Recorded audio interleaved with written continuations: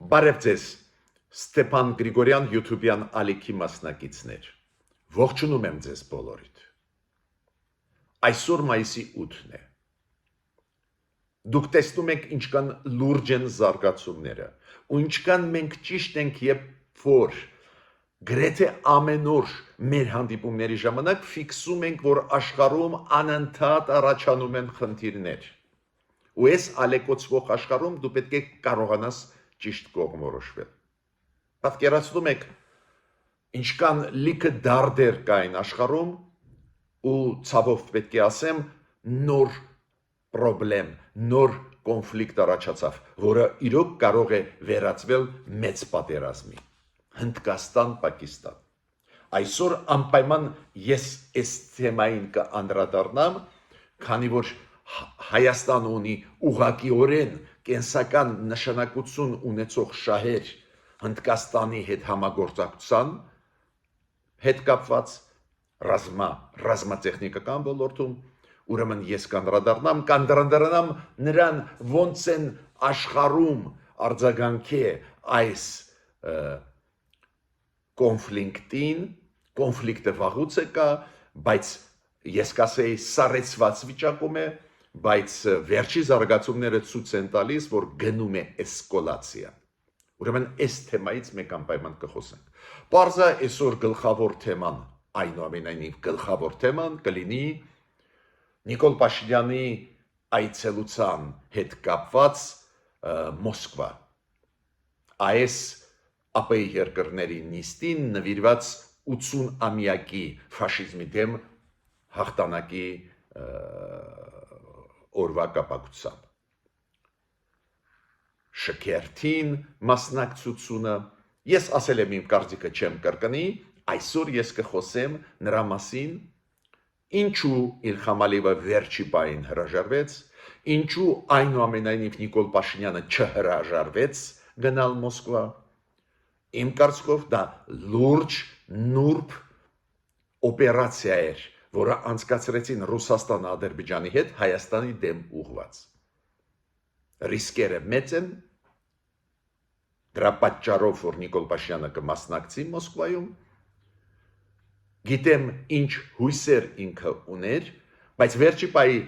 Ալիևի հրաժարականը չգնալը Մոսկվա ինձ համար բացահայտեց շատ բան, այսօր դրա մասին ես կխոսեմ։ Նաև կխոսեմ նրա մասին այս պահին, այսօրվա առավոտյան պահին, ով հրաժարվեց գնալ, էլի կան երկրներ, ովքեր հրաժարվեցին գնալ, մասնակցել 80-ամյակի այդ տոնակատարության Մոսկվայում կապված երկրորդ համաշխարհային պատերազմում հաղթանակի ֆաշիզմի դեմ, ով գնաց ու այս պահին գտնվում է Մոսկվայում, դրա մասին այսօր կխոսենք։ Այս երկու գլխավոր հարցեր։ Բայց դուք գիտեք, կա ավանդույթ, ես միշտ նաև սկսում եմ անցուդարձներից աշխարհի անչափ կարևոր։ Դուք գիտեք, որ Ֆրիդրիխ Մերցը ընտրվեց կանցլեր Գերմանիայի, վարչապետ։ Բունդեստագում երկու մեծ ֆրակցիաները միավորվեցին, քրիստոնյա դեմոկրատները եւ սոցիալ-դեմոկրատները, ու դեմոկրատական կառավարություն ձևավորվեց Գերմանիայում։ Առաջի փուլում երեկվա քվեարկության ժամանակ Ֆրիդրիխ Մերցը չկարողացավ հավաքել անհրաժեշտ 316 ձայն, որ կեսից ավելին հավաքի, չկարողացան, բայց երկրորդ քվեարկությունից հավաքեց 325 ձայն։ Այդ կոալիցիան ունի 328 ձայն, գրեթե բոլորը քվեարկեցին ու Ֆրիդրիխ Մերցը դարձավ վարչապետ Միացյալ Նահանգների։ Առաջինը շնորհավորում եմ, որ մեզ համար դա շատ կարևոր է, որ դեմոկրատական երկրում ընտրվեցին դեմոկրատական ուժեր, այդ էր հզոր ազդեցիկ Եվրամիության հիմնադիր պետության մեջ հաստատվեց նորմալ կառավարություն, որը հիմա ակտիվ կաշխատի։ Էդ էլ հաշվի առնելով, որ Ֆրիդրիխ Մերցի դիրքորոշումը Ուկրաինայի նկատմամբ աջակցելու, շարունակելու աջակցել, իր կառավարության դիրքորոշումը Տրամպի քաղաքականության նկատմամբ, իմ կարծիքով շատ լավ տարբերակ է Եվրոպան պահելու, Եվրոպայի ինտեգրացիան ուժեղանելու կոնտեքստում։ Պարզ է, որ Նիկոլ Փաշինյանը պետք է շնորհավորել Ֆրիդրիխ Մերցին, ինքը շնորհավորեց Ֆրիդրիխ Մերցին, բայց այդ շնորհավորանքը բավական իմ կարծիքով կարճ էր ու չէր համապատասխանում մեր հարաբերությունների։ Այո, ինքը ասեց՝ ի սրտե շնորհավորում եմ ձեզ կանցլերի ընտրության հետ կապված, որ դուք կանցլեր Գերմանիայի դարձաք, սպասում եմ, որ մեր համագործակցությունը ուժեղանա քաղաքական, տնտեսական ոլորտներում մեր գործընկերությունը։ Անկեղծ ասած, մի քիչ զարմացած էի, բացատրեմ ինչու։ Քիչ մարդիկ գիտեն, որ Գերմանիան գլխավոր սպոնսորն է Հայաստանի բարեփոխումների։ Այն բարեփոխումները, որոնք գնում են Հայաստանում, Եվրոմիության շնորհիվ, դրա գլխավոր սպոնսորը աջակցողը Գերմանիան է։ Քանի որ երբ ասում են Եվրոմիությունը աջակցեց եւ այլ, շատերը չգիտեն, որ այդ աջակցությունը գումարվում է տարբեր երկրների մասնակցությամբ բաժիններով, ու Գերմանիայի բաժինը ահռելի մեծ է համեմատ այլ երկրների։ Նաև մեծ բաժին ունի Ֆրանսիան, բայց ամենամեծ բաժինը աջակցության Եվրոմիության միջոցով Հայաստանին դա Գերմանիան է։ Ուրեմն ստեղ ես ինչ առաջարկ ունեմ մեր կառավարության։ Նույնիսկ եթե շնորհակալական խոսքեր ասվում են, պետք է տարբերվի, էլի։ Ասենք, եթե Կոնգոյում կամ Զիմբաբվեում ընտրվում է կառավարություն, ու մենք ֆորմալ շնորհավորում ենք։ Այո, այնտեղ չկան ակտիվ համագործակցության մեխանիզմներ, այդ երկրները իրանք կարիք ունեն, որ իրենց աջակցեն, ուրեմն ստեղ կարելի է այդ դեպքում կարելի է ուղղակի շնորհավորել ու ասել եկեք զարգացնենք մեր հարաբերությունները։ Բայց երբ որ շնորհավորում ես պետությունը, որը քեզ աջակցում է լայնամասշտաբ եւ երկկողմ հարաբերություններում եւ բազմակողմ Եվրոմիության միջոցով, պարզ է, որ տեքստը ել ավելի ընդլայնված պետք է լինի, դուք գիտեք, որ այս դիտորդական առաքելությունը Եվրոմիության, որը պահում է մեր սահմանները, պահում է մեր անդորը, փրկում է ագրեսիայից Ադրբեջանի, ամենամեծ խումբը այս 25 Եվրոմիության երկրների, ովքեր ուղարկել են դիտորդներ, ամենամեծ խումբը հենց գերմանական է։ Ու ղեկավարն էլ Մարկուս Ռիտերը գերմանացի մասնագետ է։ Մյուս հարցը, որի մասին ուզում եմ ասել, իրոք լարված է վիճակը աշխարհում ու պատկերացնում եք, որ երեք դեսպանատուն Միացյալ Նահանգների արեց Վրաստանում, դեսպանատուն Միացյալ Նահանգները արեց հայտարարություն, որ խորհուրդ չի տալիս Միացյալ Նահանգների քաղաքացիներին Թիֆլիսի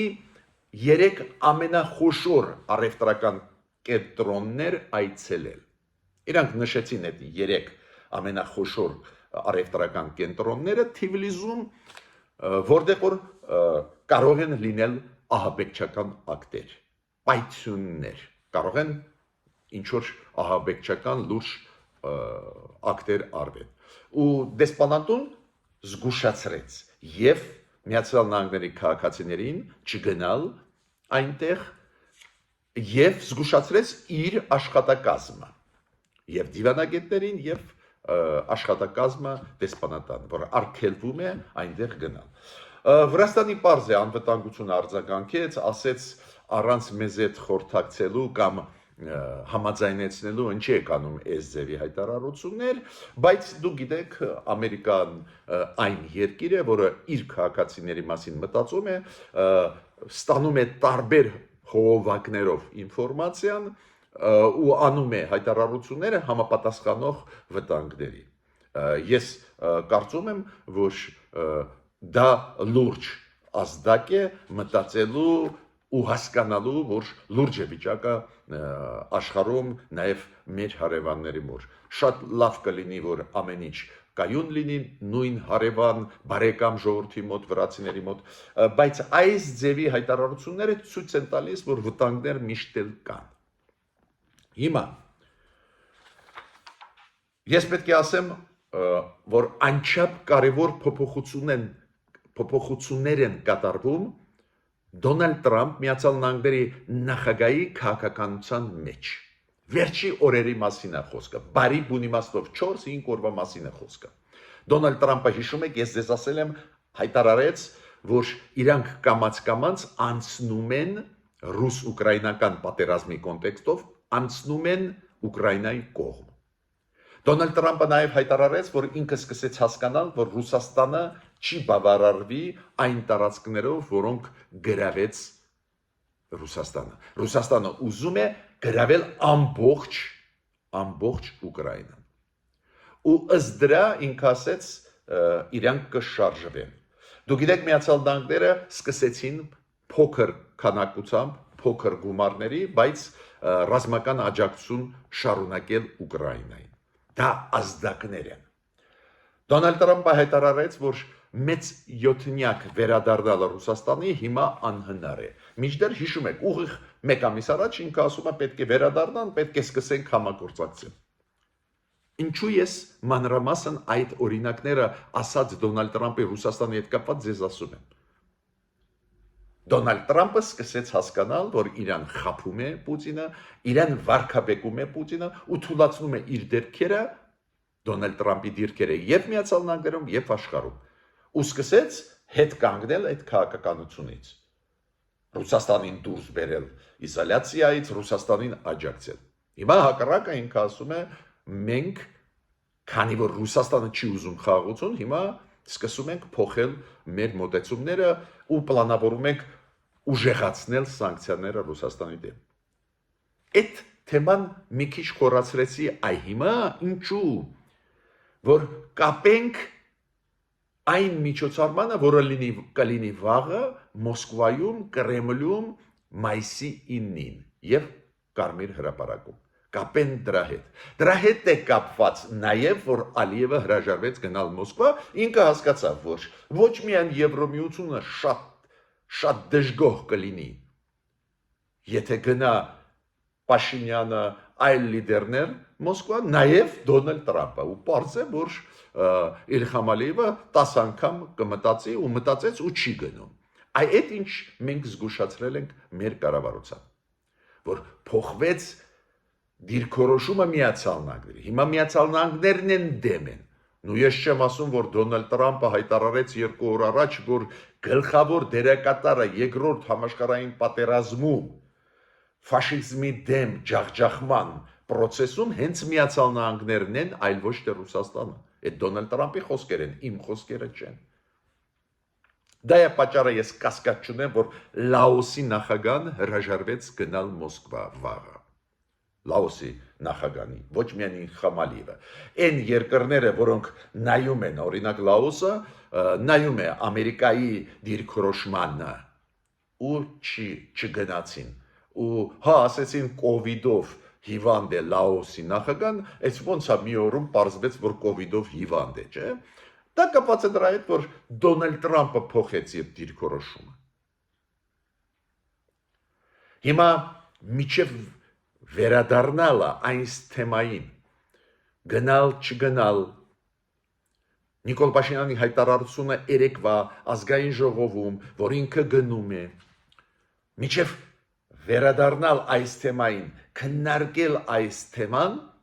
ու ես իմ վարկածը կասեմ, ինչ լուրջ օպերացիա Ռուսաստան-Ադրբեջանի հետ անցկացրեցին, ես ուզում եմ այնուամենայնիվ շատ մեզամար հուզող կարևոր թեմայից խոսել։ Պակիստան, Հնդկաստան։ Դուք գիտեք, որ Կաշմիրը, որը վերահսկում է Պակիստանը, այդ կոնֆլիկտի գոտի է Հնդկաստան-Պակիստան վաղուց վա պատմություն է, այս Կաշմիրում տերորիստական ակտեր արվեցին հնդիկների դեմ, ովքեր որպես տուրիստ մտան Կաշմիր, ու 26 հոգի սպանվեց, 25 հնդիկներ էին, Հնդկաստանի քաղաքացի, մեկը նեպալցի էր։ Պարզ է, դա տերորիստական ակտ է, որը կազմակերպվեց Պակիստանի կողմից Հնդկաստանի դեմ։ Հնդկաստանը շատ ցավոտ ընդունեց, դուք գիտեք Հնդկաստանի կառավարությունը որոշում ընդունեց ռազմական օպերացիա անցկացնել Սինդուր։ Իրանք 9 կետեր նշեցին եւ Կաշմիրում եւ Պակիստանի տարածքում, որոնք խոցեցին բալիստիկ հրթիռներով։ Պակիստանը պատասխանեց, բայց Հնդկաստանը դա արեց օֆիցիալ, հայտարարություն արեց, որ կանցկացնի ռազմական գործողություն տերորիստական խմբերին ոչնչացնելու, չեզոքացնելու այդ վտանգը Հնդկաստանի համար։ Գնում է էսկալացիա։ Պակիստանը պատասխանեց, Պակիստանը ասում է, որ պատասխանի ժամանակ ոչնչացրեց 5 կործանիչներ ռազմական Հնդկաստանի, Հնդկաստանը դեռ չի ասե, իրոք եղել է թե ուղղակի Պակիստանի ղեկավարությունը նաև վարչապետը ելույթ ունեցավ, ասեց մենք հակահարվածներ ուժեղագույն կտանք եւ այլ։ Բայց էսկալացիան գնում է, պատերազմի հավանականությունը շատ ու շատ բարձր է։ Հիմա արձագանքը աշխարհի։ Ինչն է ստեղ կարևոր ինձ համար։ Ոնց է արձագանքում Հայաստանը, ոնց են արձագանքում տարբեր պետությունները, որ իրոք սովորենք ճիշտ արձագանքել։ Առաջերտին ուզում եմ ասել, ոնց արձագանքեց օրինակ Եվրոմիությունը։ Արտգործնախարարը Եվրոմիության Կայա Կալասը ասեց, որ շատ անհանգստացած ենք այն զարգացումներով, որոնք գնում են, եւ մենք ուզում ենք միջնորդ լինել։ Մենք փորձում ենք դառնալ միջնորդ Հնդկաստանի եւ Պակիստանի միջև, որ լարվածությունը իջեցնենք, որ էսկալացիան չշարունակվի։ Մարկո Ռուբիոն, նաև Տրամպը այսօր արձագանքեց, գլխավոր արձագանքը Միացյալ Նահանգների նա է, որ ամեն ինչ պետք է արվի, որ էսկալացիան չգնա, որ իրար հետևից հարվածներ չհասցնեն պետությունները իրար ու պատերազմի դա չվերածվի։ Ավելին Մարկո Ռուբիոն ասեց, ես խոսացի ազգային անվտանգության խորհուրդների նախագահների Իրանի եւ Պակիստանի հետ, քանի որ գիտեք Մարկո Ռուբիոն միաժամանակ հիմա գլխավոր խորհրդականն է Տրամպի ազգային անվտանգության հարցերով, ու ինքը ասեց, ես իրանց դիմեցի ու խնդրեցի, որ ուղղակի կապը, հեռախոսակապը ու Հնդկաստանի, Պակիստանի անվտանգային խորհրդի քարտուղարների միջև պահպանվի։ Մի քիչ ինձ զարմացրեց գլխավոր քարտուղար ՄԱԿ-ի գլխավոր քարտուղարի պարոն Անտոնիո Գուտերեշի արձագանքը, մի քիչ ինձ զարմացրեց, ինքը քննադատեց այն ռազմական գործողությունը, որը Իրանը կներեք, Հնդկաստանը անցկացրեց Պակիստանի դեմ, ինքը դա քննադատեց, ինքը ասեց, որ եւ Հնդկաստանը եւ Պակիստանը պետք է զուսպ իրանց պահեն, բացի դրանից ինքը ասեց, որ շատ մտահոգված է այն ռազմական գործողությունները, որը Հնդկաստանը անցկացրեց Պակիստանի դեմ։ Ոչ մի բան չասեց ահաբեկչության մասին։ Չասեց, որ եղել է ահաբեկչություն, մենք քննադատում ենք ահաբեկչությունը, բայց միաժամանակ ասում ենք, որ Հնդկաստանը չպետք է ռազմական գործողություն ծավալել։ Բայց գլխավոր այդ խաղացողները ես նկատի ունեմ Եվրոմիությունը, Միացյալ Նահանգները, մասամբ գլխավոր քարտուղարը ՄԱԿ-ի բալանսավորված հայտարարություն արեցին, որ կողմերը պետք է իրանց զուսպային, որ էսկալացիա չգնա։ Բայց ես համարում եմ, որ պետությունները, ովքեր կոնկրետ շահեր ունեն, պետք է կողմորոշում ցուցաբերեն։ Ու ճիշտ էի, երեք Նոյանտապանում իմ ելույթի ժամանակ ես կանխատեսեցի, ասեցի, որ կասկած ես չունեմ, որ մոտ ժամերը Թուրքիան, Ադրբեջանը իօգուտ Պակիստանի կանեն հայտարարություններ։ Իրոք Թուրքիայի արտգործնախարարությունը արեց հայտարարություն ի օգուտ Պակիստանի։ Ինչ է ասում Թուրքիան։ Ինքը ասում է հարձակումը Հնդկաստանի Պակիստանի վրա բարձրացնում է հավանականությունը, որ պատերազմ կլինի մեծ։ Տեսեք, իրանք ասեցին հարձակումը Հնդկաստանի դա վատ է։ Եվ մենք Թուրքիան ասում է մենք այս ձևի սադրանքային քայլերը քննադատում ենք, դատապարտում ենք։ Քանի որ այս հարվածները նաև վնաս են հասցնում քաղաքացիական մարդկանց։ Տեսեք, Թուրքիան մի բառ չասեց, որ Պակիստանի տարածքից Կաշմիրում ահաբեկչական խմբերը հարձակվեցին տուրիստների վրա Հնդկաստանի։ Մի բառ չասեց։ Ասեցին Պակիստանը ճիշտ է, Հնդկաստանը վատն է, նույնը Ադրբեջանը։ Ադրբեջանը ասեց, որ մենք քննադատում ենք, դատապարտում ենք հարձակումը Պակիստանի վրա։ Մենք Պակիստանի ժողովրդի հետ ենք, շատ հասկանալի դիրքորոշում, շատ հասկանալի, քանի որ Պակիստանը այլ հարցերում պինդ կանգնած է Ադրբեջանի Թուրքիայի կողքը։ Օրինակ Ղարաբաղի հարցում Պակիստանի դիրքորոշումը կոշտ էր հայերի դեմ ուղված, Հայաստանի դեմ ուղված։ Ցանկացած վեճ, ոչ միայն Ղարաբաղի հետ կապված, ցանկացած վեճ հիմա Ադրբեջան, Հայաստան, Պակիստանը անընդհատ ելույթներով հանդես գալիս Հայաստանի դեմ ուղված։ Ու շատ հասկանալի է, որ Թուրքիան եւ Ադրբեջանը աջակցում են Պակիստանին այլ հարցում, Հնդկաստանի դեմ հարցում։ Իսրայելը ինձ համար օրինակ անսպասելի չի, որ Իսրայելը պաշտպանեց Հնդկաստանին։ Իսրայելը ինչ է ասում։ Տերորիստները պետք է հանգիստ չունենան։ Իրանց պետք է հետապնդել ցանկացած տեղում, որտեղ իրանք գտնվում են։ Ու իրանք ողջունեցին Հնդկաստանի արձագանքը եւ պատիժը հարվածները ահաբեկիչների դեմ ուղված։ Ինչու՞։ Քանի որ Իսրայելն էլ զոհ դարձավ այն ահաբեկչական ակտից, հիշում եք, երբ որ Համասը 2023 թվականի օկտեմբերի 7-ին Համասը մտավ Իսրայելի տարած, սպանեց 1000 մարդ ու 1000 մարդ տարավ պատանդ, գերի։ Միտքս ինչու է։ Իսրայելը ցավոտ է այդ ահաբեկչական վտանգը Իսրայելի համար, Իսրայելը միանշանակ ի օգուտ Հնդկաստանի ելույթ ունեցավ։ Չինաստանը որպես խոշոր խաղացող, այո, կոչ արեց երկու կողմին էլ զուսպ լինել, Չինաստանը քննադատեց տերորիզմը ցանկացած ձևի տեսակի, միաժամանակ ասեց, որ իզուր Հնդկաստանը ռազմական գործողություններ ծավալեց։ Տեսակ Չինաստանը եւ դատապարտեց տերորիզմը եւ ասեց, որ բայց իզուր որ Հնդկաստանը միակողմանի ռազմական գործողություններ ծավալեց։ Այս օրինակները ինչու են բերում։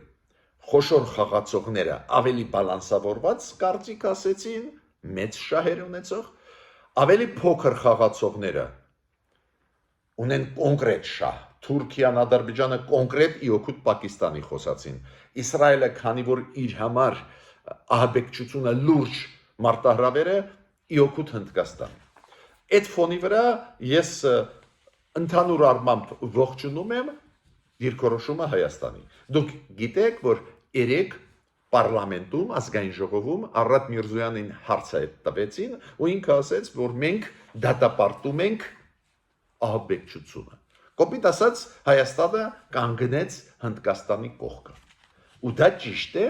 քանի որ Հայաստանը ստեղ նեյտրալ չի կարող լինել, առաջի պատճառը ու գլխավորը, որ Պակիստանը կոշտ հակահայկական քաղաքականություն է վարում աշխարհով, մեկ կոշտ։ Ուրեմն պարզ է, որ մենք Հնդկաստանի կողմը պետք է լինենք։ Երկրորդը, Հնդկաստանի հետ մենք ունենք ռազմատեխնիկական հարաբերություններ, ուրեմն մեզ պետք է որ զարգանա Հնդկաստանը խոցելի չլինի։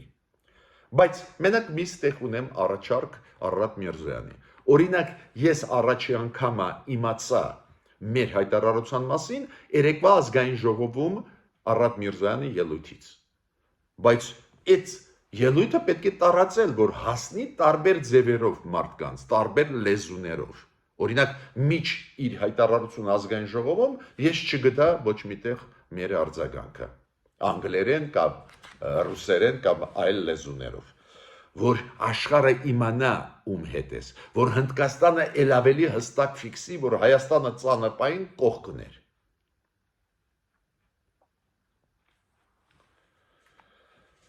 Միջև անցնելը գլխավոր այսօրվա հարցին։ Ինչ անել։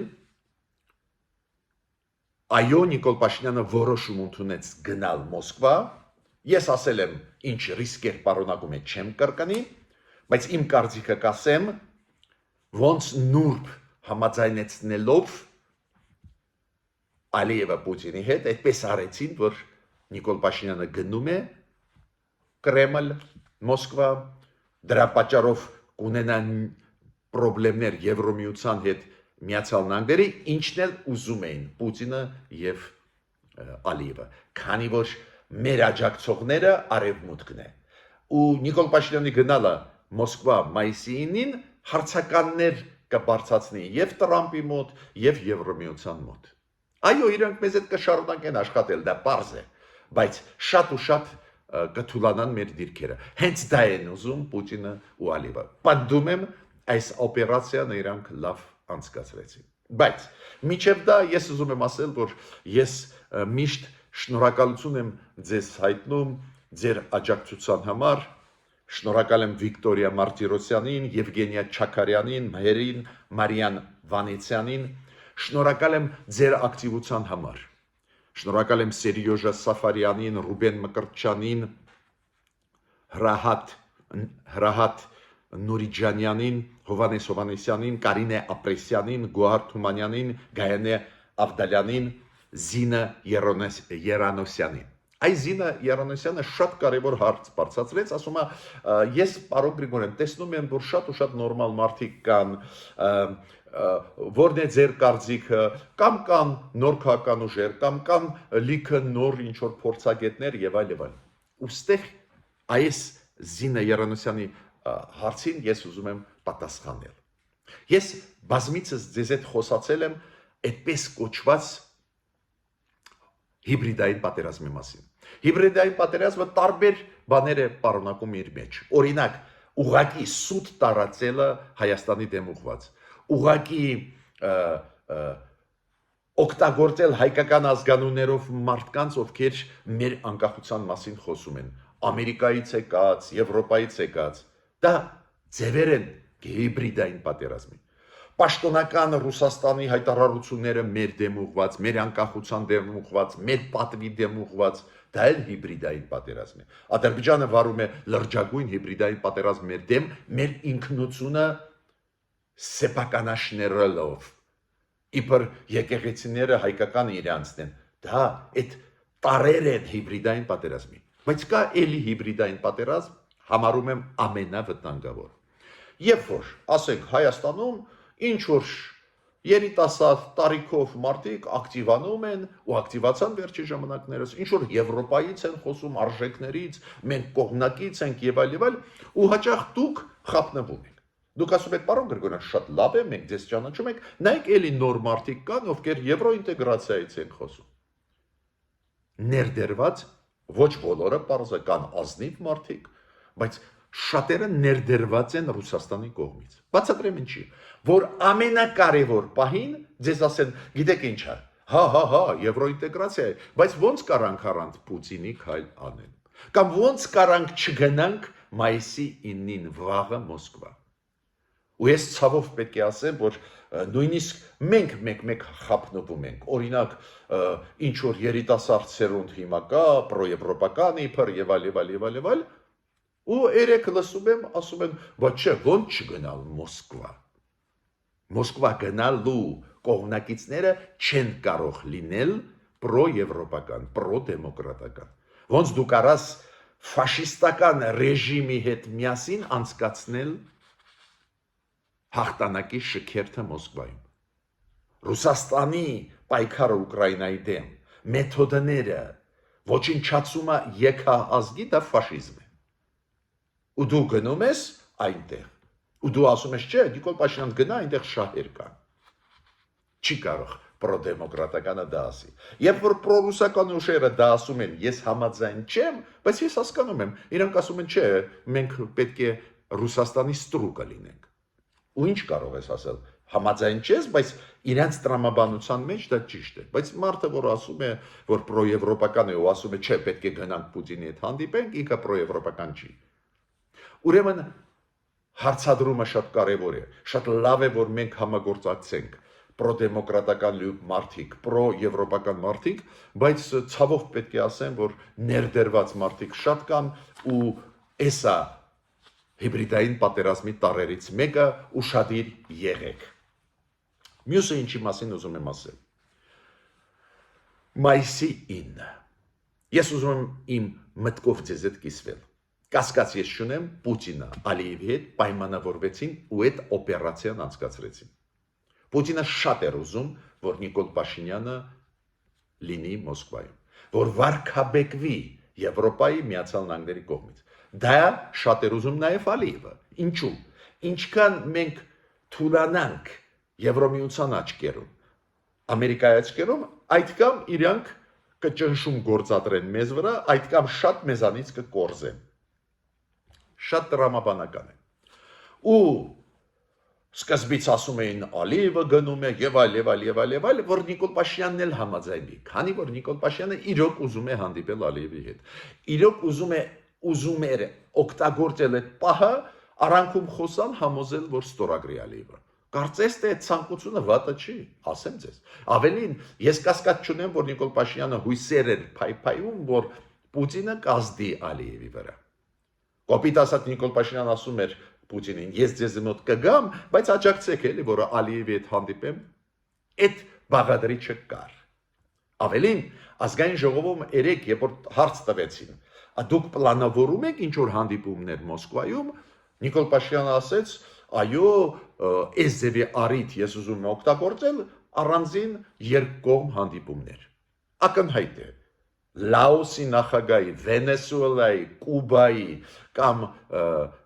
Բուրկինա Ֆասո, Տոբագոյի, պարզե ինչ ունի ընդհանուր։ Պարզե Նիկոլ Փաշինյանը գնում էր հույս ունենալով, որ Ալիևի հետ շփվի ու համոզի, որ ստորագրի։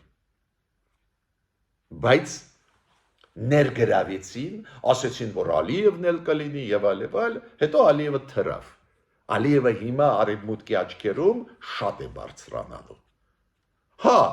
Իլհամ Ալիևը ի պաշտոնե հայտարարեց, որ չի գնում ու իր արտգործնախարարությունը ասեց, որ ինքը չի գնում, քանի որ Հեյդար Ալիևի հետ կապված ինչ որ միջոցառումներ, հեքիաթ, մենք հասկանում ենք դա մենակ պատպիսկա է, առիթ է չգնալու, մենք հասկանում ենք, նույնիսկ Ալիևը չասեց, որ հիվանդ է։ Կոպիտ ասած չեմ գնում, բայց համոզված եմ, որ դա համաձայնեցված էր Պուտինի հետ, որ մերոնց ներգրավեն, համոզեն, որ մերոնք գան ու վարկաբեկվեն Եվրոպայում ու Ամերիկայում։ Մյուս կողմից, որ չվարկաբեկվի Իլհամ Ալիևը ու չհանդիպի Նիկոլ Փաշինյանի հետ ու ավելնորդ պարտավորություններ չվերցնի։ Ես հիմա այդպես եմ մտածում, այս տարբերակը կա։ Հիմա ինչ վիճակ է Մոսկվայում, դուք գիտեք, երեկվանից օդը փակ է, շատ ու շատ աերոպորտներ Ռուսաստանում փակ են եւ Ուկրաինայի դրոնների հարձակումների պատճառով եւ կարծում եմ այս միջոցառմանի հետ կապված ուզում են կարողանան ռուսները վերահսկեն օդը, որ ինչ որ միջադեպ չլինի, բայց քաոս է տիրում աերոպորտներում Ռուսաստանի չվերթները հետաձգվում են կամ չեղյալ են համարվում, լիքը մարդիկ աերոպորտներում իրոք խառը վիճակ է։ Ես օրինակ ուշադրություն դարձրեցի Ռուսաստանի այն ինֆորմացիոն կայքերը, որտեղ որ գրված էր Դավոդեդովը, Փագև, Վնուկովը, Շերեմեցևը, բայց այնտեղ կան նաև ռազմական օդանավակայաններ Ժուկովսկու տիպի Մոսկվայի տակ է գտնվում, որը նաև ասեցին, որ փակ է։ Ուրեմն պատրաստվում են այս վաղվա շքերթին, բայց ու նրան, որ գալիս են հիմա պատվիրակությունները Մոսկվա, դուք գիտեք, պաշտոնական Մոսկվան ասում էր 29 ղեկավար 29 երկրների պլանավորում են գալ, Լաոսը եւ Ադրբեջանը հրաժարվեցին, ուրեմն իրանք սպասում են, որ 27 երկրներից կգան ղեկավարներ, բայց համոզված չեմ, որ 27-ը կլինի, այս անորոշ խառավիճակում անվտանգային նաև հարցեր կան, իմիջիայլոց Լաոսի նախագահան ասեց, որ կովիդ է, պարզը կովիդը առաջացավ Տրամպի հայտարարություններից հետո վախեցավ, բայց ինչ եմ ուզում ասել, այս խառը իրավիճակում գնալ նաև անվտանգային կոնտեքստով դա էլ պրոբլեմ է, բայց Նիկոլ Փաշինյանը համարում է, որ պետք է գնա, հասավ Մոսկվա իմ տվյալներով Չինաստանի նախագահան, որը դուք գիտեք, պաշտոնական այցով է Մոսկվայում, ոչ միայն մայիսի 9-ի կապակցությամբ այնտեղ է, պաշտոնական այց է, երկկողմ ռուս-չինական լուրջ բանակցություններ պետք է գնան, եւ հասավ Սերբիայի նախագահ Վուչիչը, այս պահին մենք ունենք այդ ինֆորմացիան։ Բայց ես այս իմ վերսիան ասեցի, որ դա լուրջ օպերացիա կազմակերպեց, որ այդպես անել, որ Նիկոլ Փաշինյանը հայտնվի Մոսկվայում։ Նիկոլ Փաշինյանը ազգային ժողովում ասեց, ես ուզում եմ օգտագործել ինչ-որ մարդկանց հետ հանդիպել, բայց իմ առաջարկը վարչապետին որն է։ Դու պետք է հաշվարկ անես, ասեք առանքում հանդիպես Բուրկինա Ֆասոյի նախագահի հետ, կամ առանքում հանդիպես, չգիտեմ, Վենեսուելայի ղեկավարի հետ։ Ինչ է տալու։ Բայց գնալ Մոսկվա բացասական մասը շատ մեծ է։ Տեսակ Ալիևը հասկացավ, որ մինուսները ստանալու, ինչու՞ սա իրան դա պետք։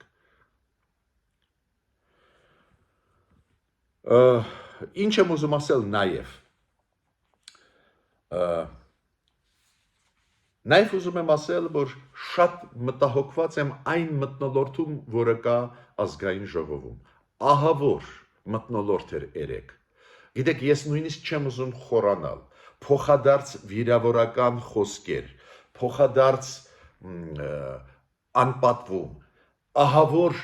իրավիճակ է։ Հիշում եք, հարց ու պատասխաններ տալիս էին, հարցեր Նիկոլ Փաշինյանին ինքը պատասխանում էր, հետո հատուկ հունից իրան հանում էին, ինքը ստիպած էլ ավելի կոշտ խոսալ։ Ցավում եմ, որ այս process-ները մեզ մոտ գնում են, քանի որ լուրջ հարցեր մենք ունենք քննարկելու, ուսումնասիրելու։ Ի վերջո հասարակ բան ասեմ, դուք գիտեք կա այդպես անմահ գունդ, այսպես կազմակերպություն Ռուսաստանում, որը Դոնեցկում էին իրանք կռվել, ու այնտեղ կոորդինատորը հայ ազգությամբ։ Այս մարդը հիմա պլանավորում է ինչ-որ